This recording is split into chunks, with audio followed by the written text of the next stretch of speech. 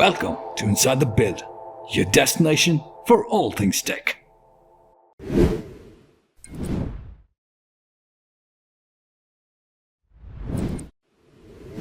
Welcome to another episode of Inside the Build, where we explore the stories behind the solutions.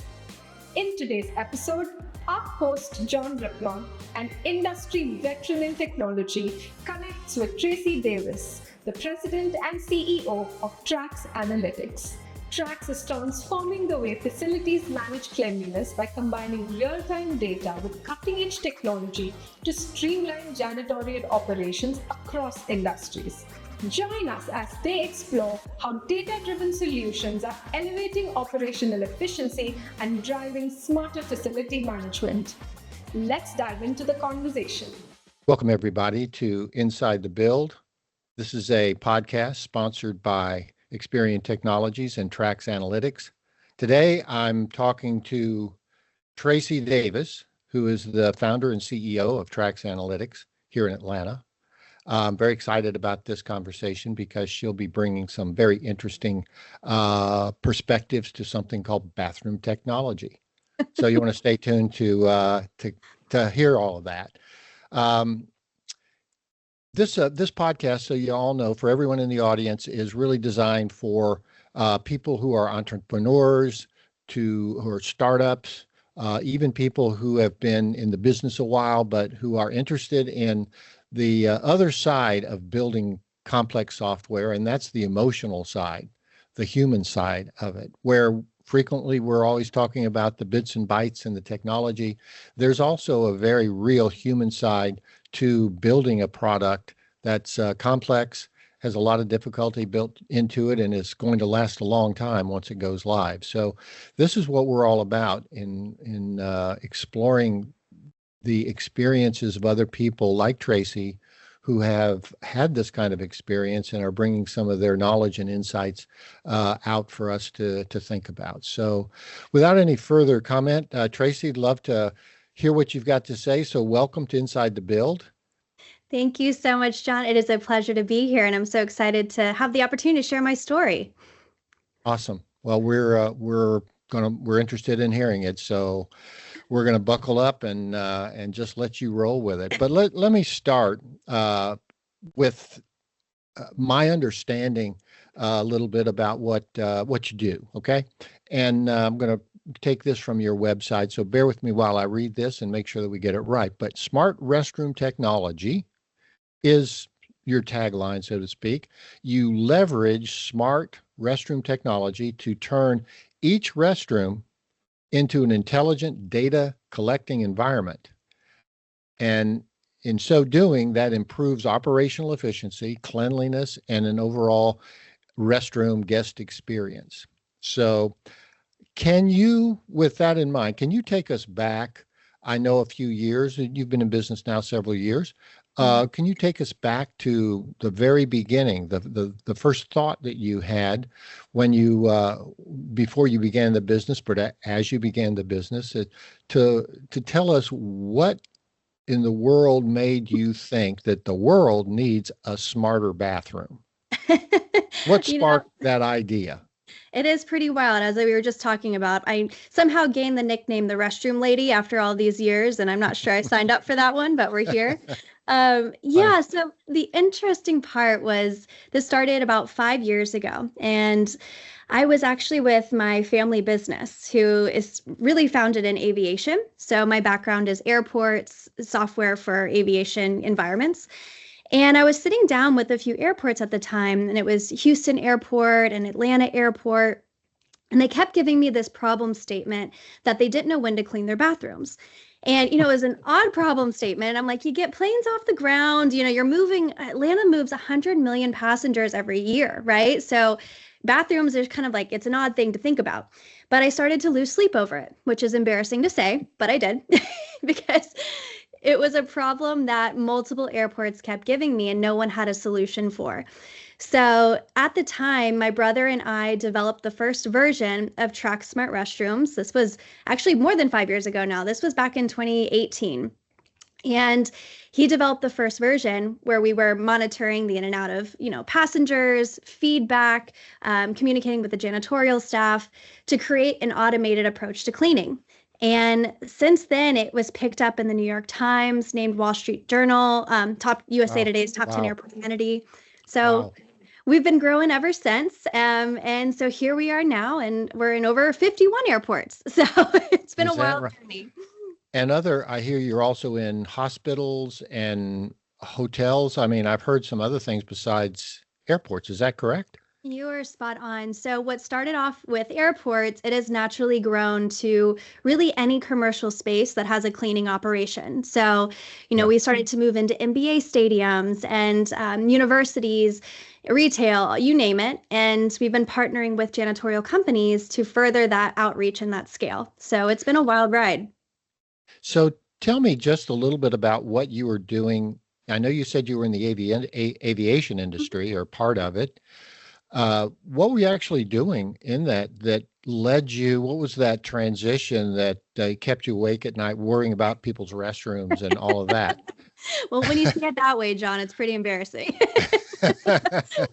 Just teasing. Right, right. No, so my family business is a software company as well. They are actually 54 years old, and my grandfather started it. So they automate all the flight data in airports. And they also, at the time, had a technology solution to monitor wait times in TSA lines. So we were using a lot of video analytics, Bluetooth technology to really get that real-time automation.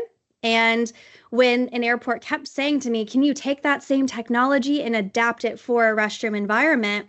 I knew that we could. I knew that if this was a problem statement, we could come up with a solution. And we lost sleep over it. Me and my brother developed the first version in a weekend. And then 7 airports signed on. So we quickly realized that that beta version was Wow. not going to last Wow. long. But it So was was your a cinch. Yep. was your brother the coder? Was he the programmer on this, and you were the brains behind it, so to speak, or the point person? Yeah, it was a dynamic duo. So he actually runs our family business to this day, and I run Trax Analytics, but he was the first developer. We've since then had to redevelop it for scale. As you know, technology, you can't have it Right. developed in a weekend to sustain that, but it Nope. was a good beta version, a pilot version. And so, yeah, it was a good brother-sister duo. Cool. That is so really awesome. And you're still together today. Absolutely. So where do you see the industry Yeah. go? Or I don't even know how you describe the smart restroom industry, but I guess it is. Where do you see this industry going in 5 to 10 years? And do you see it, I mean, getting to the point where there's like artificial intelligence involved, and maybe they're talking to you and saying things like, Tracy, don't forget to wash your hands before you leave. Things like that. I hope so, right? I think the industry we really focus on is the janitorial industry. So that facility management world, because we're really working hand in hand with the janitors and those companies. And I see the whole industry really pivoting to adopt technology and really ingrain it into their operation. As you know, in the custodial world, it's been a very antiquated industry. You would see janitors sign on, a checklist on the back of a door, Hmm. walk around with a clipboard. Exactly. That's still happening to this day, believe Right. it or not. So Right. we see that this is going to be more adopted so that they can actually be empowered to do their job with the right data at the right time. And then, yes, AI is a natural, progression to where we're headed. We're already developing AI into our system that really automates and learns the operation to let janitors know when the right time to clean is based on the data that we're consuming and all of the historical data that we have. So it's pretty neat. Yeah. Yeah.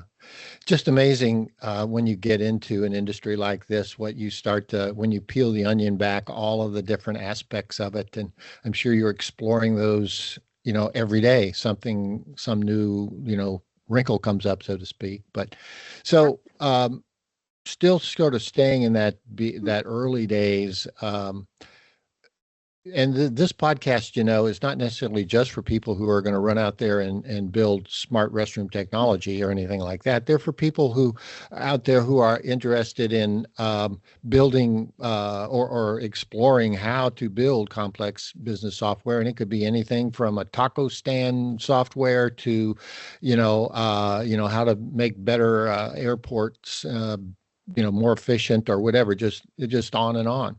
But what is one piece of advice that, if you can think back when you were starting this business, that you would give somebody who is going to go forward and start their own business like you're doing, that is somewhat generic? It's not pertaining to your business, but just in general, almost as you know, we're really focused on the heart and emotion behind it, but just to guard themselves or to equip themselves with the emotional roller coaster that is going to happen once they kick that football off, use a metaphor, and the game begins.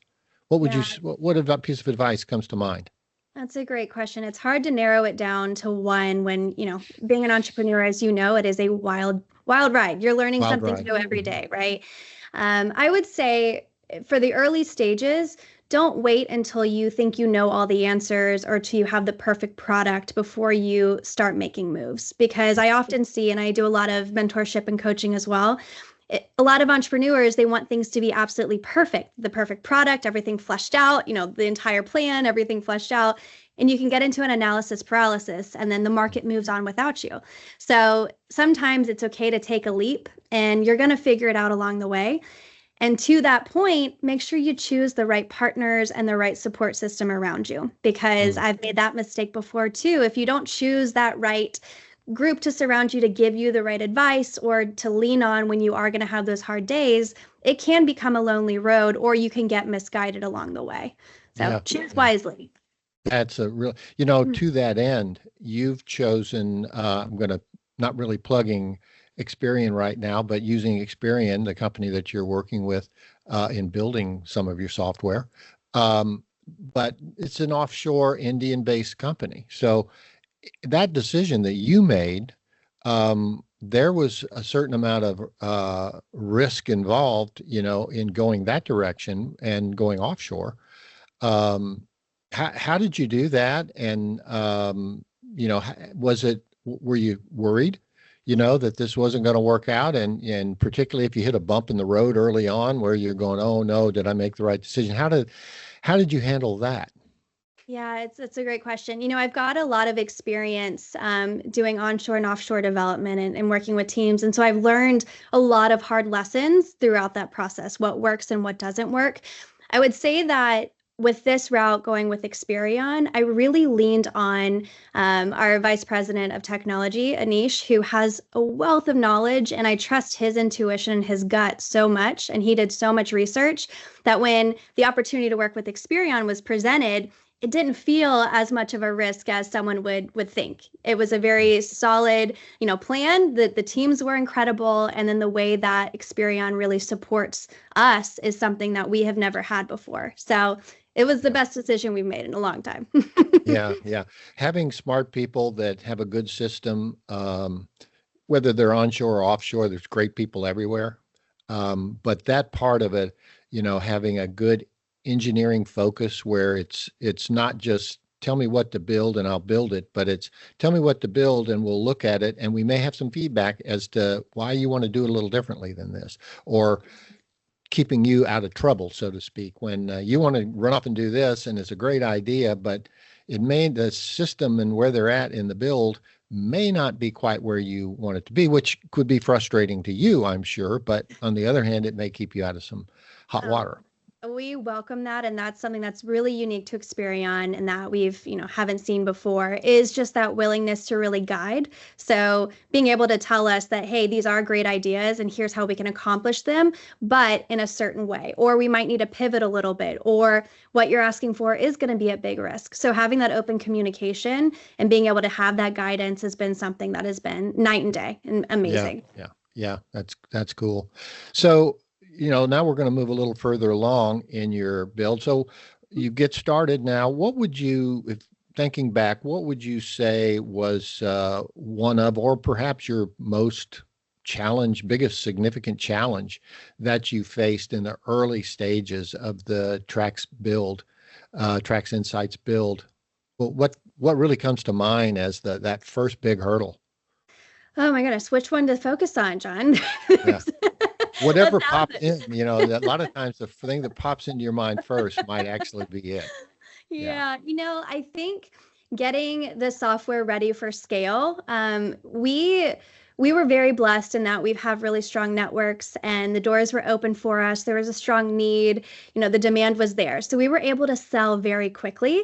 And then we blinked and said, oh my goodness, we need to get the software ready to support that next level. And so the first hurdle was really evaluating our current state and making it so that it is sustainable, scalable, optimized for the growing client base that we had, and figuring out how to get it done because we were winning work at the same time we need to redevelop work. And you got to pay for it, right? So you can't stop selling. So I think that was the biggest hurdle in the early stages. It's like building a snowman while the snowball's rolling down the hill, I heard a metaphor in the aviation world where it's like jumping out of a plane and building a plane on your way down. It's very similar, but it's tough to figure out which ball to catch first. Yeah. Well, good advice there. I think for those folks that are out there that even if they're, working with a large company, but they're responsible for, developing a new piece of software, they have essentially in a large corporation, but they have ownership of that software. They're going to experience the same things as an entrepreneur is going to experience too, So I think this goes a long way to covering the waterfront no matter who you are.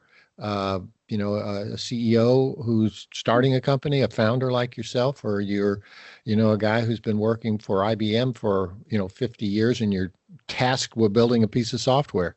So it's all kind of similar. I know you can't prepare for everything, right? Well, that's for sure. Yeah, you have to almost be prepared to not be prepared, right? Amen. Absolutely. So where was the moment where you realized, sounds like you touched on this, the moment that you realized that your product, Trax Analytics, was a significant product, where it wasn't just your brainstorm and you're kind of struggling to make, but all of a sudden you went, son of a gun, this is for real. Tell me about that day or moment that you realized that. Yeah, I think it's a mixture, but when we first won our first airport, that was the very first account, which was Houston. And like I said, after Houston tested the software, they purchased it for both of their airports. It's a dual airport system. And I sat back and I just kind of had to pinch myself that, oh my gosh, this vision, this idea that, we had just in brief conversation is now something tangible and something that an airport the size of Houston is willing to invest and trust us in, right? We're not a large company. We were new. So having that faith was a good pinch me moment. And then right after we were, as I mentioned, featured in the New York Times and Wall Street Journal. And that was that big pinch me moment where we were starting to get calls from theme parks and big brands. And, you're kind of looking around like, oh my gosh, they're calling us, right? This is real. Yeah. It's no longer an idea. So it's been exciting to go through. Yeah. Now it's just what you pointed out. It's now scaling up with your, adding resources and infrastructure that matches the scale, but not over investing in infrastructure to try to match scale that hasn't happened yet. So that's that delicate balance, to trying to figure out how to make that happen. And I've been through it. Anybody who's built a business, they know that that balancing the investment that you have to make in infrastructure to build it out. And you're thinking, well, wait a minute, this will work if I can get this client and this client. But if I don't, then here I am sitting here with, a little bit too much for, what my business will handle. So it's a challenge. It is. And that's where we really lean on our team. I have to tell you, we've got an incredible tech team onshore and with Experion to help guide that process. So we're very, very blessed. Well, this has all been fun and exciting so far, but let's get into a little bit of the pain area, if you will. That emotional pain, personal growth that sometimes you don't necessarily welcome, but has to happen. So entrepreneurship is a roller coaster, right? We've established that. What's been one of your lowest points in this build that you can recall that, you might have questioned, maybe I want to go back and start a taco stand like we mentioned, or tell me about that if there's a time that stands out like that. No, there's a lot of times. I would say choosing the right partnerships early on is so pivotal and so key. And sometimes you choose the wrong partners, whether that's a vendor partner or a business partner or even a client partnership. But if you choose the wrong one, sometimes it can the floor can be swept underneath you. And figuring out how to stand back up when a foundation is shaken like that is tough. So I've had experience where that's happened to me, where what I thought wasn't, and I needed to then stand back up and rebuild with new partners, so to speak, and continue to grow, whether that was a new client relationship or a new vendor partner, whatever it was. It's being able to lean on and find that new foundation. So it's been those moments where you're like, okay, I know I'm not going to make every decision right, but sometimes when you aren't perfect, and you make a decision that you now in hindsight could have been different, it's tough, but you got to pick yourself up and keep going. Sounds like there's a little bit of, like a marriage. If you compare your relationship to a vendor that you're relying on, to hold up their end of the bargain, and if they're not, or if there's issues there, being able to either work them out, decide that is this relationship worth salvaging, or is it too bad and too damaged? I need to cut it off. But I can imagine either way you go, but when you cut one off, that's got to be really traumatic, I would think. And maybe you've done some of that and been through that trauma. It is traumatic, and you're going to see that in every realm, whether you have to, I hate to use the word, but fire a client that might not be the best client, or, change a partner or change a business partner. It's going to inevitably happen in your journey. But it's at those times when you really have to dig in deep and realize who you are as a leader or a founder, and that, there is 1,000 other opportunities coming your way. So you got to keep your head up through that process. Yeah. Obviously, you need a lot of energy to do what you're doing, personal energy, and caffeine. And caffeine. That's right. Yeah, I got a little Dunkin' Donuts going right there, coffee. So let's think about work-life balance then. So here you are, you're the CEO, you're trying to run a business. I suppose that you also would be interested in a personal life to some extent, at least, to have dinner once in a while or whatever, rather than have somebody slide pizzas under the door into your office while you're working, with that light bulb hanging over your head. But tell me about that. Does work-life balance exist for you during this complex time, or is that just a mythical creature like Bigfoot, So I have to be honest, in the early stages of starting a business, from that infancy of a vision to creating it, the first version, selling it. I mean, I was doing everything in those early days. I was traveling out to an airport, installing it while my brother was on the other line doing the software configuration. I was climbing ladders, installing sensors at 3 a.m. just to go to sleep, wake up and do training at 8 a.m. So, It's around the clock. And that's the sacrifice it takes in the early stages to get that foundation set. But I'm super grateful, and I'm very, very blessed. And I don't say that lightly, because we're now at year 5 and that foundation has been set. So I've been able to fortunately grow a team and be able to find more of a balance. And it's something I've really had to work on, because when you're used to doing everything and then you've got to trust your team to carry the weight, which we're blessed and have a great one to do that. You're able to find that balance. And I do cherish that. So, I meditate a lot. I make sure I take my walks. Health is really important to me, and being able to prioritize that has been a blessing versus work, 24 hours around the clock. Yeah. I'm sure you've done and still do. I mean, that's still part of your life, I'm sure, where, you travel, you're in an airplane, I hear you're going international. Yeah. So, you've got long flights sometimes if you're going to do an international deal. You do. You always have to roll up your sleeves and just do what it takes sometimes. And there'll be days where you have a great balance, and then there's going to be days where you have zero balance. But you've just got to go with the flow and give yourself the grace to pivot and evolve. Yeah. Well, let's just think now a moment about Tracy here. What, here you are, you're successful, you're doing, something that not many people are able to do or have an opportunity to do, and you're grateful for it. You feel blessed for it, as you said. What personal traits, characteristics do you personally have that's helped you to manage the chaos that can be your life, and not let it just run you into the ground? What do you bring to the table from a personal standpoint, emotional standpoint, psychological standpoint that helps you deal with that? Yeah, I think, I'm not unique in this. I think this characteristic is found in a lot of entrepreneurs, but the ability to keep going when things are tough, that's key because every day is a new day. You're going to see a new challenge. Some are more traumatic than others. Some are easy ones to accomplish. But I think being able to have a strong mindset and keep your eye on the prize and to navigate through those challenges has been something that I've been able to hone in on and really, I don't want to say I'm not an expert in it, but to be able to really refine that skill set. And one thing that my team knows about me is positivity and good energy is extremely important to me.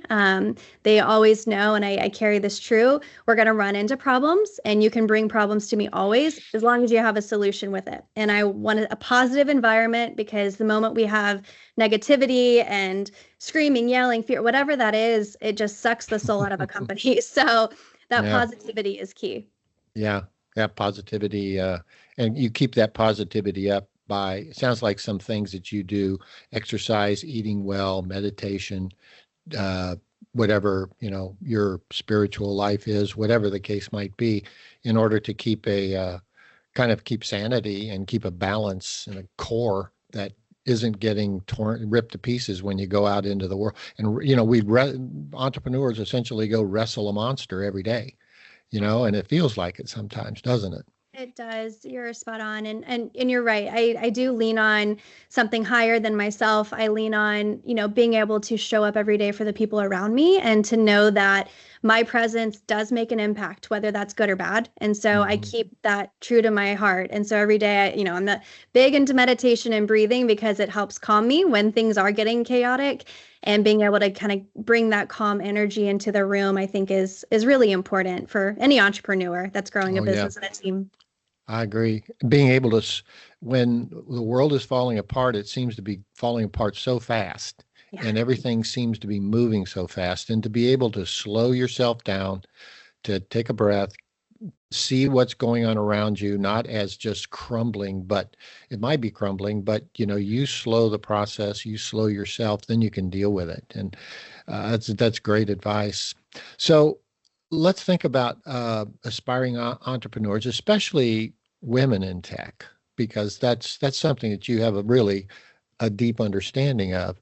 What's your best advice, excuse me, for a woman, who's in tech right now, be she an entrepreneur starting a business or somebody who's working for a company large company that is like an entrepreneur within a company itself? What kind of advice would you like to impart to them? And I know you've been working with women for a while, so this is something I expect you have some expertise in. Yeah, I would say don't be afraid to take up space in the room. I work with a lot of women, as I mentioned. I do a lot of coaching and mentorship. And, technology, it's gotten so much better. But when I started, aviation and technology was a good old boys club. I mean, it was just men. Yeah. There was maybe one CIO in aviation at the time that was a woman. And everywhere I looked, I was dealing with, men in the room and men who thought that they knew more than me. And so I had to learn early on that I'm there. Hold confidence. I know more than them in this case about what we're doing, and to make sure that you create that space so that they can also respect you. And oftentimes women will, I don't want to speak for all women. So oftentimes some women will, maybe take a back seat to let everybody else speak and then chime in, or to make sure that the room is feeling good and calm and, caretaking. We have a lot of natural caretaking abilities as women. But in this case, you got to take up space. You got to show that confidence. You got to speak up. Yeah. So, I got one other kind of addendum question, and then we'll wrap up here with my last question. But to that end, that's some good advice. But what piece of advice would you, or let's call it outdated advice, going back to earlier days, that women should absolutely ignore, that still is lingering out there? Does anything come to mind there that, that shaping their thoughts now, that goes back to like legacy, old days of thinking, and what women's roles are and things like that? Yeah, that's tough. I think women can and are just as equally as intelligent, as powerful in technology as men are. And I think back in the day, women were put into solely maybe it's a coordinator role or an administrative role, and there's nothing wrong with that. Those are powerful roles too. But the doors had to be open to show that there was other options too, if that wasn't the right path for you as a woman. And I think just to look back and to say, okay, you know what? A woman can be a CIO. A woman can be a CEO. You don't have to support a man in that position. You can be that position. And I think being able to kind of break through that glass ceiling, other women did that prior to me, thank goodness. So I could see people in that position and know what I could strive for. It's important to see that representation, and for a woman to see that, to know that those options are out there for them, and to tune out everybody telling you that you can't do it. Yeah. Yeah. Well, good. Well, it's been really fascinating so far, and enlightening, and I really appreciate, like I said, your energy and your insights. Let me just let's end it on this question, and that is, if you could give yourself one piece of advice right now for going forward in the future, we've talked about the past pretty much, but right up to the moment, right now, if you need to give yourself a piece of advice that you're struggling with, or is front of mind, top of mind for you right now, what would that be at this stage of the game? Oh, I would say to continue to trust myself, that I know what's best for the business, even though the next phase is something I've never gone through. So, I've gone through the previous 5 years of starting it and getting it off the ground, and now we're entering in the phase of really scaling, going international. And there's a lot of challenges that I've never seen before. I'm gonna see, that I can't even predict. But just reminding myself to trust my gut always, and that there will always be a solution, and I will always figure that out with the team around me. Right. Cool. Well, Tracy Davis, CEO, founder of Trax Analytics, thank you so much for being so open and sharing your story with us.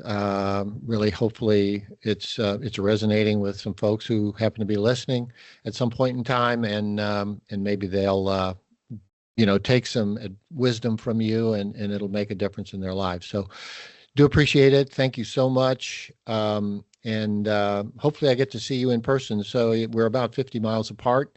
I'm north, and you're just a little bit south of me, up in Blairsville, Georgia, Okay. up in the mountains. Right. I love that area. But thank you so very much. It is such a pleasure and an honor to be able to share my story with everybody. Thank you, everybody.